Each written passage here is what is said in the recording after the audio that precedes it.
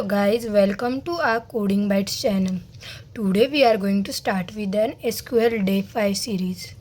In an SQL Day 5 series, I am going to teach you about an SQL statement. So there are three types of statement in an SQL: DDL, DML, DCL, TCL and DQL. Let's understand each one by one. DDL is data definition language. It is used to define the statements. DML is data manipulation language which is used to manipulate with the data. TCL is the transaction control language which is used to control within do the management within transaction. DCL is the data control language which we are using for giving an permission or revoking the permission. DQL is nothing but a data query language which we are using to deal with an data. In an DDL, there are 5 text statements: create, rename, alter, truncate, drop. Create we are using to create a database or create a table. Rename, if you want to rename the database or if you want to rename the table, then we will use rename. Let's suppose I am having I want to create a student database. So what I will do, I will use an create statement. If I want to create a department table, then I will use an create statement. If I want to change department to DEPT, then I will use rename. Alter is also we are using to modify the columns. Truncate we are using to dropping the table. Drop is also used for dropping the table.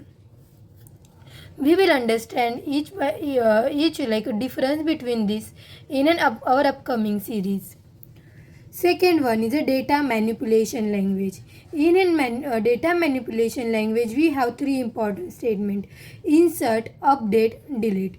If I want to insert any data in the database, then I will use an inserts.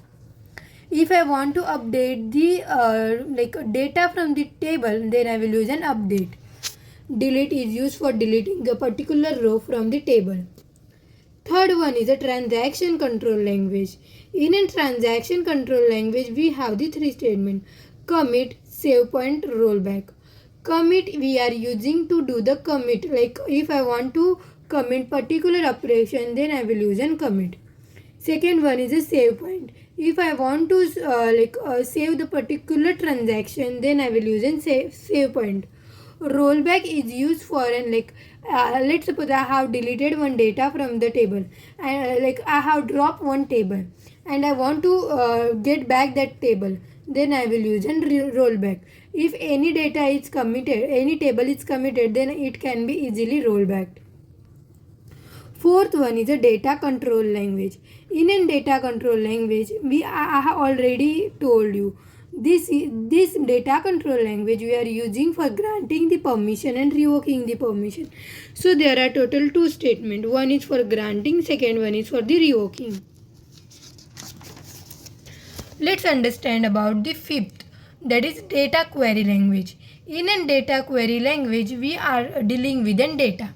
So here we have the select, projection, selection and joins.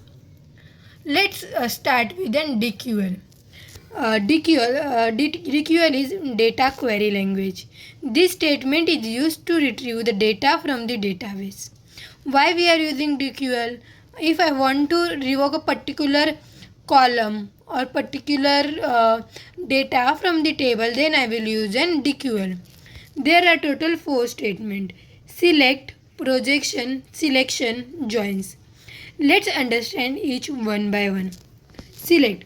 This statement is used to retrieve the data from the database and display it. Let's suppose I have one student table and I want to retrieve all the information of that particular table. Then I will use and select. So what is the structure? What is the syntax of writing this query?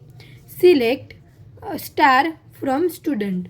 So star is nothing but retrieving all the information, like whole data from student. Student is nothing but a table name.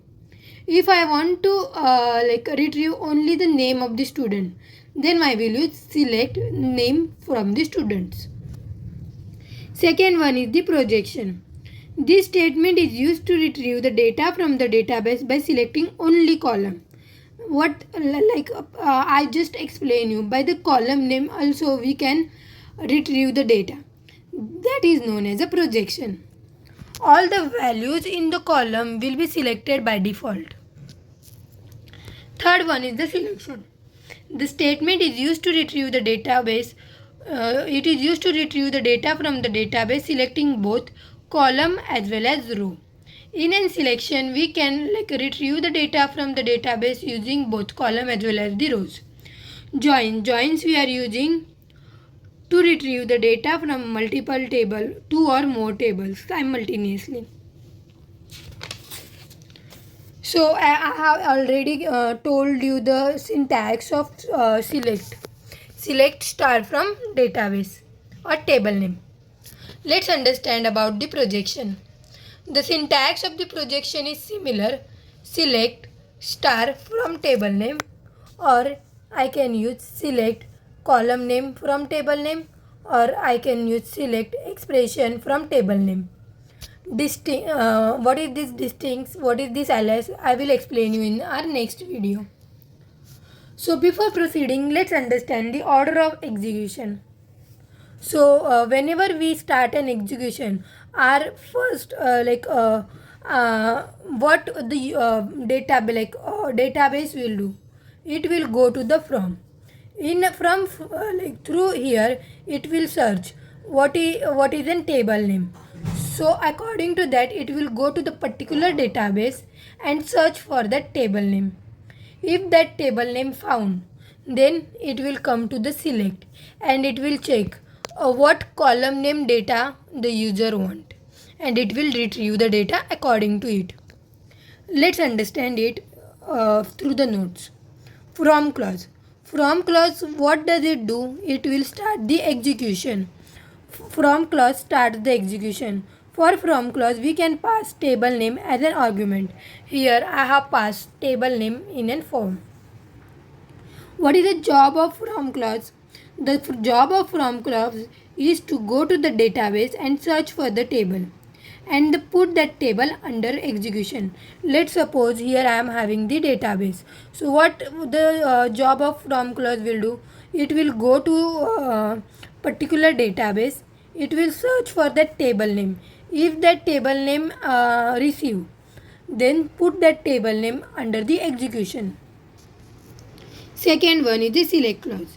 Select clause execute after the from clause.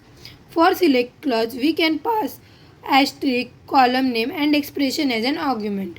What is meaning of asterisk? Asterisk, what it will do? It will retrieve whole data.